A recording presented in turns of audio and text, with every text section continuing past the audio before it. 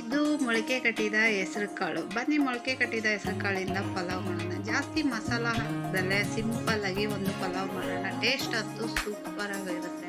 ಕುಕ್ಕರ್ಗೆ ಎಣ್ಣೆ, ತುಪ್ಪ, ಚಕ್ಕೆ, ಲವಂಗ, ಏಲಕ್ಕಿ, ಪಲಾವ್ ಎಲೆ ಹಾಕಿ ಚೆನ್ನಾಗಿ ಫ್ರೈ ಮಾಡಿಕೊಳ್ಳಿ. ಈರುಳ್ಳಿ, ಖಾರಕ್ಕೆ ತಕ್ಕಷ್ಟು ಹಸಿಮೆಣಸಿನ್ಕಾಯಿ, ಕರಿಬೇವು ಹಾಕಿ ಚೆನ್ನಾಗಿ ಫ್ರೈ ಮಾಡಿಕೊಳ್ಳಿ. ಈರುಳ್ಳಿ ಎಲ್ಲ ಅರ್ಧ ಬೆಂದ ಮೇಲೆ ಶುಂಠಿ ಬೆಳ್ಳುಳ್ಳಿ ಪೇಸ್ಟ್ ಹಾಕಿ ಹಸಿ ವಾಸನೆ ಹೋಗೋವರೆಗೂ ಫ್ರೈ ಮಾಡಿ ಟೊಮೊಟೊ, ಕೊತ್ತಂಬರಿ ಸೊಪ್ಪು ಹಾಕಿ ಚೆನ್ನಾಗಿ ಫ್ರೈ ಮಾಡಿಕೊಳ್ಳಿ.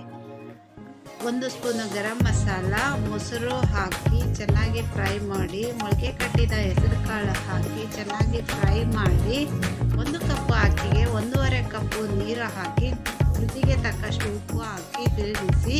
ನೀರು ಕುದಿ ಬಂದ ಮೇಲೆ ಮೊದಲೇ ನೆನೆಸಿಟ್ಟಿದ್ದ ಅಕ್ಕಿಯನ್ನು ಹಾಕಿ ತಿರುಗಿಸಿ ಮುಚ್ಚಳ ಮುಚ್ಚಿ 2 ಕೂಗಿಸಿದರೆ ಮೊಳಕೆ ಕಟ್ಟಿದ ಹೆಸರು ಕಾಳಿನ ಪಲಾವ್ ರೆಡಿ.